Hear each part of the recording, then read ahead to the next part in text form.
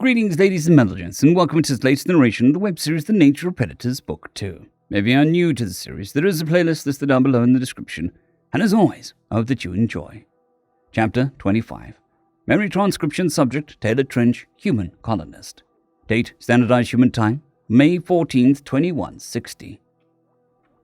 Keeping one eye on the Habs module's entrance, I found myself thinking as I waited for Gress to arrive.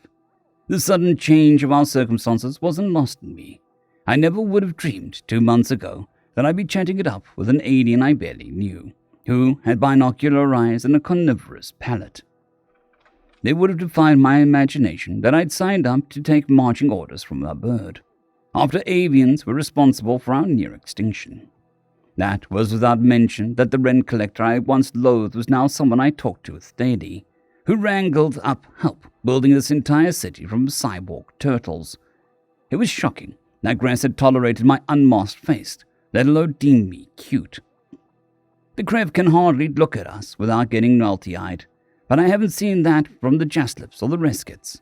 Where does Quana find humans on a scale of monstrosity to precious petable monkeys? So, I ventured, unsure how to broach the subject. You, know how the Krev find us? Quana's laughter was a light rumble. Cute? Yeah. I was sort of wondering what the other species thought about that, and, how we look to you. I don't mind primates, but you're nothing special to me. No offense, honestly. Well, there's a little oddball owner outside the Krev species. They never took off on other planets. We domesticated animals, just not in that way. It, must be weird for you, I take it. I raised my eyebrows. The way they treat us like little cuddle bunnies is weird, the part. The ogres are a breath of fresh air, and we're cool with it. We were the weirdos that would try to keep anything as a pet. Hell, I've heard people on Earth tried keeping pet monkeys, but that wasn't so successful. A handful of our colonists already adopted ogres. The second travel opened up, so we'll see how that goes. Really? I would have thought it would be too uncanny for you to adopt another primate as a pet. Are you thinking of getting an oboe? Fuck no. You look at them wrong and those things just attack.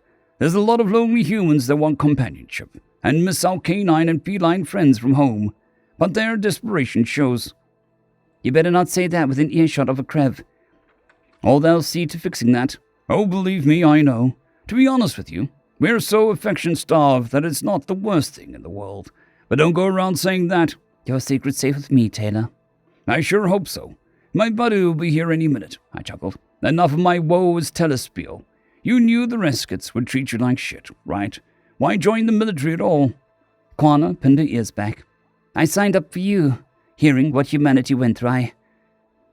I think I can put up with the Kliblahans like Mafani for a few weeks. You lost everything, fleeing your homeworld just like us. But you believed you'd be killed on sight. You lived underground in brutal conditions for decades. Even with gifted ships, a few thousand of you can't mount a defense alone, and the cage up for Tellus won't be done for years. Someone has to be there for you, and keep you safe. I see. I'm honestly touched that other races care about us at all. Our lives meant so little to them, and you're willing to come all the way out here just to... It's nothing. We help you when you're at your lowest, and someday you'll repay the favor. That's how these things go, a friendship of generations, and one that's not mired with old resentment, like us and the rest of the consortium. Ha! I sure hope we wouldn't have gotten off on the wrong foot already, Quana. We've had enough aliens pick a fight with us for one day. Now my friend has yet to show his face, so we should head to roll call. Don't need any more Reskits up our asses. The Jaslip flicked her triangular ear in acknowledgement, and an intrusive thought wormed its way into my brain, musing how soft her silky fur would be to touch. I guess the spirit of Gress had possessed my psyche for a quick second, though I pushed it away without any silly remarks of his sort. Checking my holopad, it seemed that we were well ahead of schedule, and could file into the designation area with plenty of time to spare. Quana trailed behind me as I exited the Hab module, and I collided head-on with a wall of green scales. With an undignified screech, I crumpled to the floor. Concern rushed across Gress's face, though he didn't seem unbalanced at all. Shit, those Krev scales are hardy. It's like running into a brick wall. Gress's claws wrapped around my forearm, hoisting me to my feet.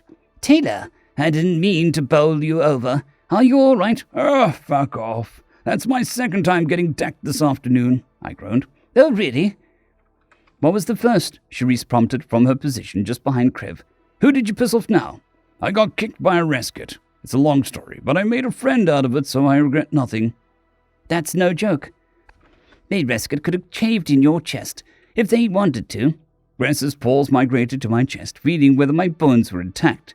He paused in my pained huff when he touched the inflamed area. You should get that checked out by a medical staff and report whoever... The Krev's words broke off as he moved to my side and laid eyes on Quana. I glanced over my shoulder, seeing that the jaslip had fixed him with a glare that could melt ice. She hadn't looked this incensed when Mufani was laying into her. I'd feared that she might have problems with Gress's kind, but it sounded like the Reskets were the worst. The scaly mammal was fixated on the swirling symbol where the fur was cut shorter on her chest, looking like he'd seen a ghost. He raised a claw in an accusatory fashion towards her, before turning back to me in a panic. No, forget what I said earlier. Pick a different friend. Gress's voice was breathy, and his eyes became lined with tears. That enclave symbol, jaslips from Smiggly World, are bad news, Taylor. Quana bared her teeth, revealing serrated fangs and elongated canines. Your friend is a kid-killer human. This bastard let jaslip children die to save a few aristocrat blowhards. You don't know what you're talking about. I would never. Your people are fucking monsters, and I wouldn't humiliate myself by being anywhere near you. Whoa! Why don't we all just take a breath and calm down a little? We can work this out, Charisse ventured, shooting a glance at me that asked what I'd gotten myself into. I think I'm a little out of the loop. Gress is the monster. Jaslip lives weren't worth it to him. It's part of a long history of Krev in positions of power, not caring about how many of us died, Quana growled. The Krev was staring at his claws like they'd betrayed him, gaze growing wider. You don't know me. You and your people act like we each personally were involved with Esquo. Meanwhile, you jaslips throw away your own lives, then blame everyone but yourselves. You could be in the same place as Earth. We saved you, and you make us regret it every day. That is out of line, I hissed to Gress. Really? You're on her side. After everything, you're being a dick. I don't know what's gotten into you. Then let me make it simple. You get rid of her, or I'll never speak to you again. Charisse reaching out a hand to try and stop the Krev as he stomped past, before thinking better of it. Shock tingled in my veins as I replayed what had just happened. I had never seen the mellow, wise Gress behave in such an explosive fashion. How could he throw an ultimatum at me like that, with zero explanations? After everything we'd been through, and how over the moon he was to befriend humans, he must truly hate jaslips from Quana's enclave. I was scrambling to put the pieces together, given that the three-tailed carnivore recognized him. It must be because of that infamous incident. The hostage situation with jaslip extremists that Gress refused to talk about. What had really happened? I've seen how sweet Gress is with children, from his own daughter to the little girl back in the cabin. I find it hard to believe he'd callously thrown away jaslip kids. He mentioned it took his sanity, so, something happened to Kit's dying, and seeing Quana brings it back. I raised a finger at Quana, deciding it was time to stop respecting his privacy. Forgive me for spending this last 20 years in a hole, but I spent the last 20 years in a hole. What do you mean that Gress let jaslip kids die? That rotten prick was given a choice to save 5 of the captives held by the admittedly crazed fighters, trying to make a point. I don't agree with what they did, but this is about Gress, the jaslip hissed. There were 5 kits and the 5 who's of Tonvos, including Delegate Reichson and the Master of the Treasury.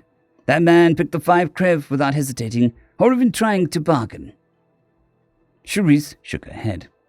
That can't be right. I haven't known Gress that long, but I know he cares about life. He didn't want anyone to die here, even when he hated us. For all the Krev care about life, they still pulled off Esquo massacre. They slaughtered people indiscriminately for going against them, then act like they've done the consortium a favor. That tells you that they're quite capable of trading lives. You heard Gress call it a salvation. That's what he thinks of jaslip deaths. Quana, massacre is a bit dramatic, jeez. Gress has a point that your world could have turned out like Earth. The words slipped out of my mouth before I could stop them, and the jaslip's withering glare fell on me. You act like you know what it's like. Talk like it's equivalent to our situation. It's not. Charisse hesitated. Nobody wants to genocide the Jaslips for their eyes, but still, their government didn't give permission for the Krev to finish off the remainder. It was a violation of autonomy, regardless of how much worse it was on Earth. It sucks that the Krev did it during hibernation, but it's blown out of proportion. They spent 30 years evacuating billions of Jaslips. And Quana is alive because they moved some of the holdouts. They tried. They at least cared more than the feds. A few stragglers died in Esquo compared to the all 10 billion of us. A few stragglers, Quana laughed bitterly, lips curling back in a sneer. Is that how your Krev friend put it? Tell me your definition of a few. How many Jaslips were killed or relocated during the Esquo massacre? A couple million? Not that small, but compared to... Higher. 50 million? Charisse asked tentatively, not daring to go any higher. That would be a lot of stragglers, but add some zeros, humans. Hurt tugged my eyebrows down, as I questioned why Gress had glossed over the calamity scale. 100 million? 200 million? 3? Well, you've gotten how many were killed, but it's a tad bit higher. But I'll give it to you. I asked you the total relocated and killed. 500 million? Charisse frowned, and Quana's pupils flicked upwards. Higher. The human security guard understood as well.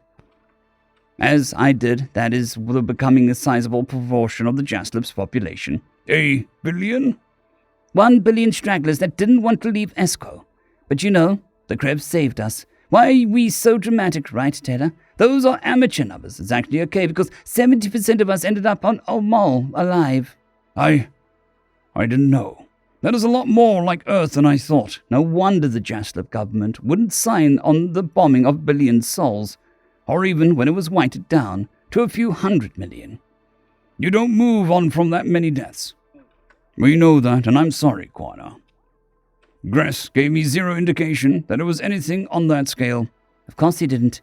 I can forgive your ignorance. Gress didn't want you to spot the monster in him, so he blew it off.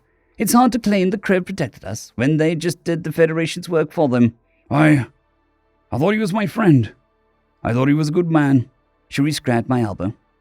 Do you want to confront him? I know. I'm not missing roll call for this freaking guy. I don't want to talk to Gress, realizing what a slimeball he was.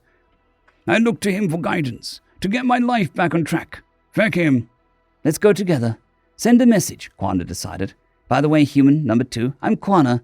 Do you have a name, foul predator? Charisse grinned, dimples showing on her olive cheeks. Charisse Benson. I see that you've already met Taylor Trench, enemies of Onabers. That's right. I'm going to steal Gress's over and punt him from orbital rings, I added. Quick way to test terminal velocity and Avor. Juver's sacrifice for science will be appreciated. The poor Ober did nothing wrong. I think you'd get along great if you kept him. You could put some dried insects on your head for him to eat and... I will let the Reskets pummel you. Temperamental as always. We're here, hotshot. I glanced around at my fellow recruits, lining up in rows throughout the courtyard. Seeing many humans wearing that forest-colored athletic wear crafted by the Grev reminded me that I had donned it, that I'd allied myself with them so readily because I trusted Grass. Their species had done a great deal to save Tennis, so I knew it was irrational to want to shirk every association with them. Quana expressed distaste for Grass specifically, not all Krev. She would have accepted a different individual as my friend, so they couldn't all be this twisted. I guessed it just turned out the other bunk had a vacancy after all. Still, after I'd finally opened myself up to an alien, this is how I was rewarded. Hopefully Gress follows through on his promise to not speak to me again. I'm sure his shit not ditching Quana. The rescue commanders began reading names as soon as they stepped into the courtyard, bellowing them at such volume that it jolted me out of my thoughts. I tried to stand at attention and wipe any semblance of sadness from my face. After everything I'd gone through on Tellus, this should be nothing. It was a random Krev that I'd known for all of 2 months, and who'd never really opened up about himself for reasons I could see now. I wasn't sure why this betrayal stung so deeply in my heart, unless I was that desperate to be loved. Quana kicked my ankle as an officer called my name, and I bellowed the word here in an emotional voice. Without Gress, this was really about getting vengeance for Earth. All right, you chubby, oversized obers. Mafani had assumed control of my row, having picked Quana and I out of the crowd with ease. He walked from side to side, passing out black helmets that looked like a motorcycle gear to each human. "None of our species wear contacts, but apparently we've got to hide your faces in case the feds mosey on out here. This shit is called augmented reality. There's a button on the side, press it with a booger-eating finger, and it turns on. That's right, I know how nasty primates are." I thought about shoving a finger up my nose and flicking at the jackass to send a message. "I guess this guy's decided to go after our whole species, thanks to our encounter." "Silence! Non-humans, insert your contacts right the fuck now. This is your compass, your name directory, and your intelligence center all in one. It'll help you maybe line your shots up and track the enemy, rather than tracking your receding hairline. You get your helmet, you move the feck out. Go to the range and get some shooting in. Whoever does the worst is going to feckin' get it. Am I understood?" "Yes, sir," a few of the more gung-ho humans shouted. "Good, you peasants better not slow us all down. I don't take it from the Trumbull, and I won't take it from you." The Reskets passed helmets out of the box, conveniently getting to me last.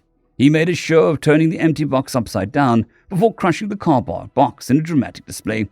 "Oh, that's a shame. It looks like we're one short. You'll have to shoot without it, Taylor."